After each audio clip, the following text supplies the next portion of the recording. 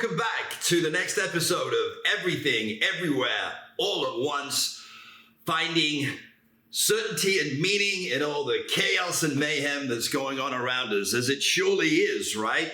So everything everywhere seems to be happening all at once, and everything seems to be out of control, right? So we talked about the war in Israel, Palestine, which is one of many that these two countries, religions, populations are being used as pawns in a bigger picture. And that what tends to happen is the leaders of, whether it's a religion or it's a country, it's a fact, it's a tribe, have their own ulterior motives, which if they're not served, they find a way to justify sending us to war, where there's tremendous destruction, lives are lost, all really in the name of money and power. These people are not qualified to make these decisions, but we allow it to happen. This is the way of the world. And it's the way we are in our own lives. You know, the war of the sexes. People argue to be right at the cost of their own demise, right? So there's a virus in the computer. You think about our brain is like a computer, right? And if a computer has a virus in it, then what's the solution? Well, we could put new software in it, right? But if we put new software into a computer that already has a virus, what's going to happen to the software? It's going to contract the virus. And so the same thing goes with our minds. We keep trying to intellectually, in our brains, solve these problems, and it's not possible to solve it. We have a virus in our computer, and most of us don't realize it, and so we constantly try and figure out a way to solve the problem using software, right? And the bottom line is, though, as Einstein said, the significant problems that we have cannot be solved at the same level of thinking which created them. So we must create inner peace before we can hope to create a peaceful world. So of course the question is, well, how do we do that? It sounds easy, Stephen, and we kind of know that, but well, what we're missing is the how. Okay, so the level of consciousness that got us where we are will not get us where we want to go. We have to not just think outside of the box, we got to get rid of the box. And what do I mean by that? Well, our brain, our mind is like a box. We get boxed into it. If we think that the only way we can solve the problem is through our mind, we're going to be stuck in the box. We have to get out of the box, literally. We have to get out of our mind and into our heart. Oh yeah, you know, the heart and feelings and woo, woo, woo. Well, two things. Number one, don't talk like that because it looks silly. Number two, that is beyond belief. We have to get beyond what we thought was possible. And things that sound crazy end up being actually very sane, as we're going to see. So the number one cause of death in the United States today, and probably the world, although I don't have statistics for that, is heart dis-ease. Because our hearts are at dis-ease. So here's some interesting statistics. In the United States, heart disease, dis-ease, stands as the silent killer. According to the Center for Disease Control and Prevention, in 2021 alone, it claimed the lives of 695,547 Americans, more than any other cause of death. That's approximately 1 in every 4 deaths, a staggering figure that underscores the urgency of this issue. Look, let's face it. What you don't use, you lose. And we can't afford to lose our heart. Now, what's happening, as we've talked about, is that the frequency of the universe and the earth to which we are connected is increasing. The vibration is increasing. Our level of potential is increasing. But if we keep trying to use our brain can't move that quickly. We can only think 12 thoughts a second. Whereas with our heart, we can see everything everywhere all at once. We can see at a quantum level. Our brain, 12 thoughts a second. Our heart can see everything everywhere all at once. You tell me which way is going to make more sense as we move into this future at rapid, radical, revolutionary, exponential change. Our brain is going to completely explode, right? We've got to get out of our mind. Otherwise, other than wise, we are literally going to die. We're not going to survive. So in order to survive and thrive as we move into this future, we must reconnect with our heart and intuition. And I'm going to explain in more detail how we do that. But I want you to realize this truly is a matter of life and death, not only for us as a race, but as individuals.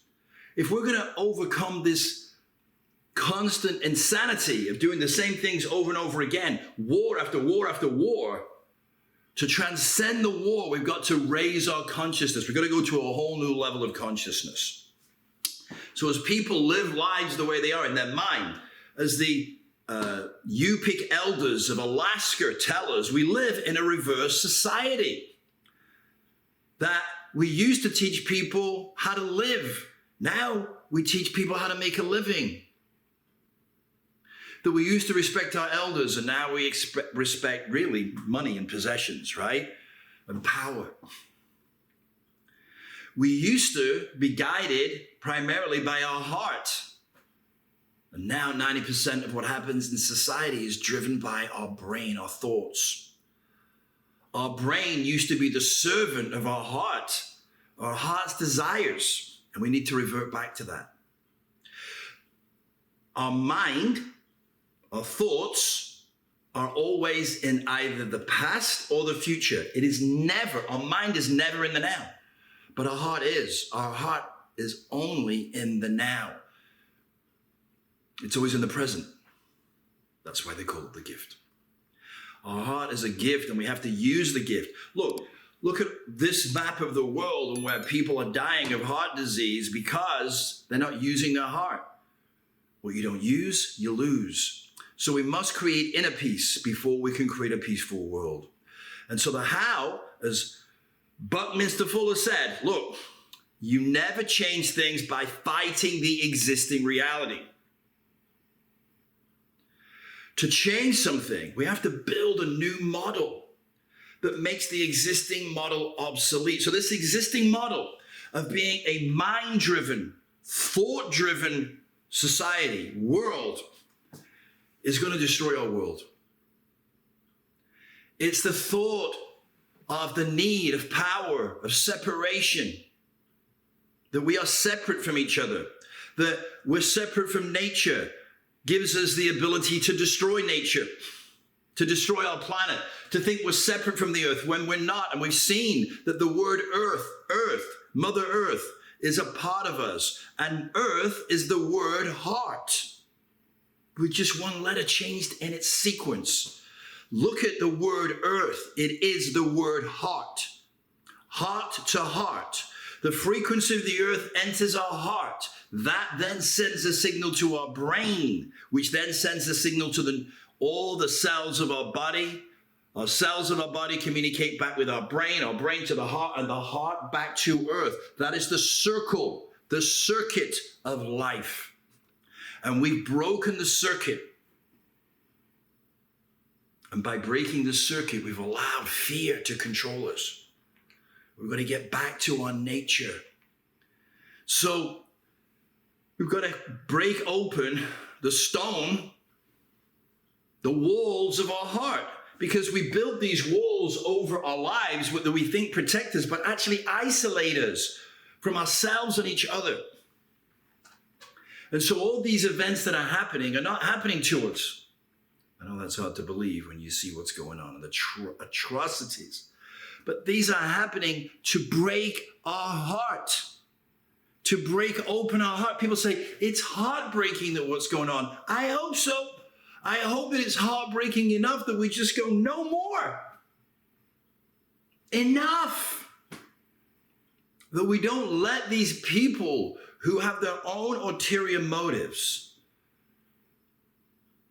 take us to war and justify it because we have to defend ourselves. Everybody thinks they're defending themselves.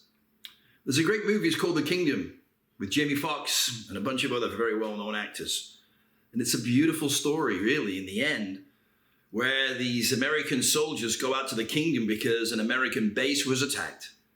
And they go out there with an intention. And you don't know what it is until the end. Because in the beginning of the movie, there's a moment where Jamie Foxx and a colleague, a female colleague, have a conversation and something is said in his ear and you don't hear what he says. And then towards the end of the movie, there's an old man who is sitting in a room where the American soldiers come in, and he's sitting there with a young boy, and he whispers something in his ear. And at the end of the movie, after all the demonstration, there's a split screen.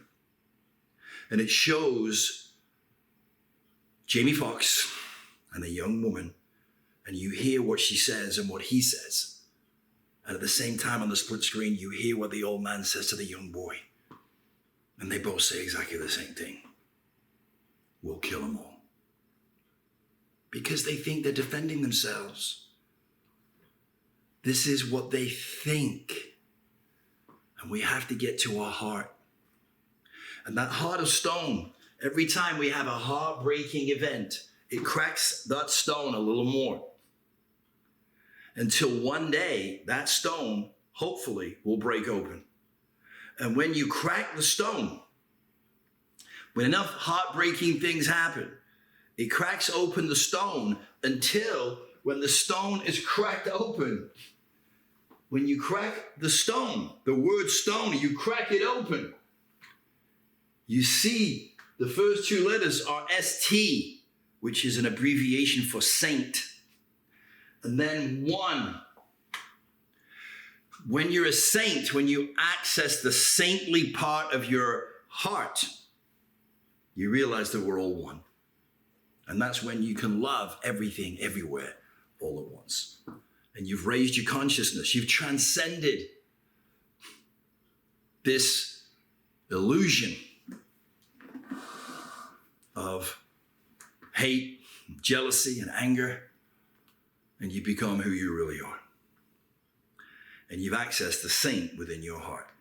And it's in all of us. Every single one of us. We're all just at different stages of forgetfulness. And we came into this reality to forget who we really are so we could have experiences, so we could come back and experience being who we really are at a whole different level. As though it was for the first time. Because if you're around anything long enough, you take it just a little bit for granted. How could you know who you are if you didn't know who you are not? So the level of consciousness that got us where we are will not get us where we want to go. So here's 3 truths that we need to adopt and accept in order to transcend all this and get past the wars, the mayhem, the chaos, and live the life we were born to live. The first one is that you are not a person. So people say, I knew it. But you're not a person. You are consciousness. You are the thinker behind the thought. Huh? I know. But you are experiencing yourself. You are consciousness. The consciousness of the universe is experiencing itself. You're not a human having a spiritual experience. You are a spirit, consciousness, having a human experience. You are not the ego. The ego is in the brain. You got to get out of your mind. Some people say, I'm going out of my mind, or I'm out of my mind already. Well, good. So no matter what creed people are, what color they are, what religion they're from, what country they live in, they are a part of you, not apart from you. There is no separation. It's an illusion. They made it up. It's simulation.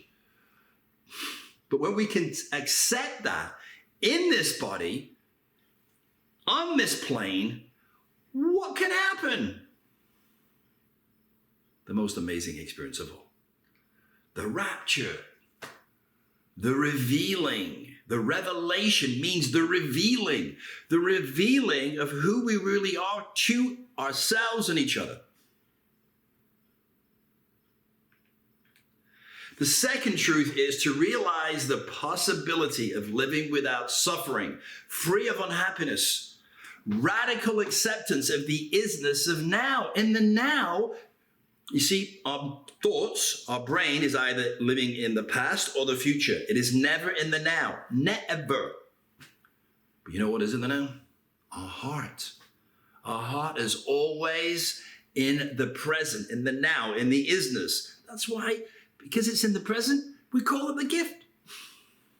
I know. Think of everything. So how do we get into the isness? How do we get into now? One way to do that is to be in nature. And then when we're in nature, just be with nature. You know, the Lakota Indians believe that beauty, the level of beauty found in nature can actually awaken us. It's that powerful. It's like a sixth sense. And they're right. Haven't you just sometimes looked up at the stars of the moon, looked at the sunset or sunrise or at the trees, the plants, just been in nature and just felt so incredible and felt your consciousness shift? Well, if you haven't, you need to get out more often. All right? So the third truth is about aliveness. The Greek philosopher Socrates said, know thyself. Now, it doesn't mean, know yourself as Trevor or Brenda or Dorothy or Brian. No, what he means is to know yourself as consciousness, the thinker behind the thought. Love is the recognition of oneness. Say that again. Love is the recognition of oneness. It is not the egoic love. Nothing wrong with that. But it's not the real love. It's not agape, right? And so when we can accept and adopt these three truths, we can then reconnect with our heart, live from our heart, speak from our heart, be heartfelt, live with passion. Passion is an energy field. When we live that from our thought, from our heart, we live with passion. It's emotion and feeling. That's the driving force, right? That's magnetic in nature. So when we live from our heart, we're living from emotion and feeling. We're living with passion. Passion is our unique creative energy expressing itself on the physical plane. That's what it is. That's what we're here to do. Now, when we're doing that, we're creating strong magnetic energy, right? Now, when we imagine, we set an intention and we imagine what we are, what our heart's desire is, what we want to create, the world of peace and love and harmony, not a Porsche, right? When we're imagining what's in our heart, in our imagination, our brain is electrical in nature. So we got magnetics, heart, and electrical energy in our brain, in our thoughts, and we combine them together. But Stephen, I thought you said we weren't going to think. No, I said we're going to lead with our heart. We're going to use the brain as the assistant, right? To assist our heart's desires. Yes. Now, so electricity and magnetics creates electromagnetic energy, and that creates a frequency, a vibration. Everything is vibration. We are vibration. We are electric magnetic energy. And everything in this entire universe, when you really look at it deeply through the strongest microscopes, it's just energy. What kind of energy? Electromagnetic. No, yeah. So when we're using electromagnetic energy, we're setting that intention. We're using our imagination, our intentions, our passion, our heart's desire, our feelings, our emotions.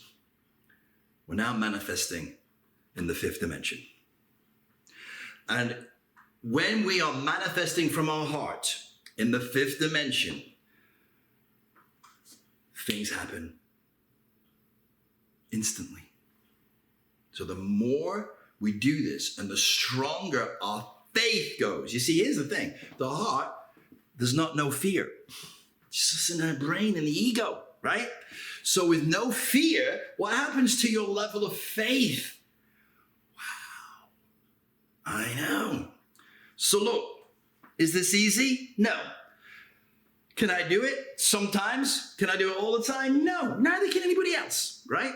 But the more you practice, the more you speak of it, the more other people around you adopt this too, the easier it becomes. So what about you? Are you in? Are you going to practice? Is it going to be easy? No. If you're going to play a new instrument, is it going to be easy? No. Is it going to be worth it? Yes. We live in the universe. What does it mean? One song. You are an instrument. Your heart is an instrument. Are you going to learn to play it? Are you going to learn to live at a higher vibration? To be a tone? To be at one? A tone? It's a journey. Probably won't get there tonight, but you might. And you'll have moments and you'll come in and out. But the moments that you're in it, the moments when you just write and create and be who you really are worth it. And the moment you're not, you're in the process of preparing for the next moment. And life is about moments. You'll come in and out. Will it be easy? No. Will it be worth it?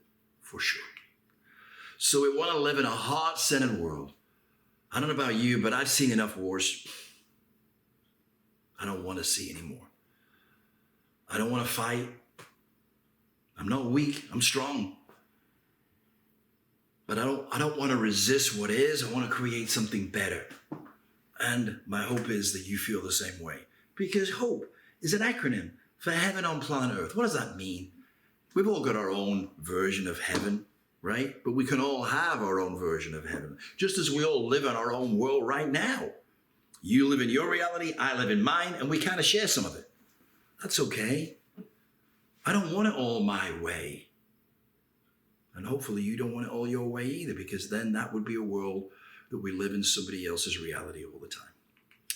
So, when we can accept these three truths, when we can start to manifest in the fifth dimension, and we transcend the ego, we can transcend fear, we can live in peace, we can be who we really are, we can be alive. And that is living. That is why we're here. So, my hope is that you will saper ord, dare to be wise. I'll see you soon.